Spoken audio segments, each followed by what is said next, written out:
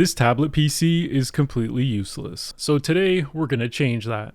The time it takes to get into Windows 11 or Linux Mint and launch a browser is painfully slow. Looking at the specs, the only chance I have at saving this PC is by changing the mechanical hard drive. I'll be using a 240GB Kingston SATA SSD. This drive will be a direct replacement, same bracket and same connector. A few screws and it's ready to go. Windows 11 installed in about 12 minutes and was updated and into the desktop in under 20. Linux Mint was a similar story, installing in around 12 minutes and updated in 22.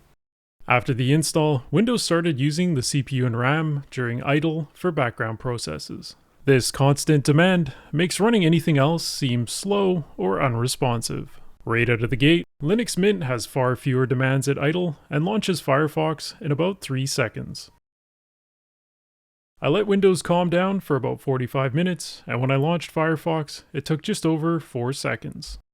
With the new drive, the boot times are a huge improvement. On Windows, the drivers had to be installed manually for the Intel integrated GPU. Once that was done, it played back YouTube at 1080p without any dropped frames.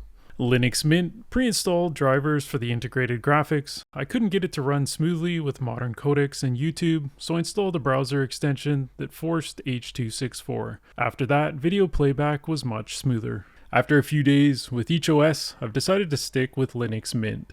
It's pretty well known that Windows 11 has a lot more bloat when compared to a desktop Linux.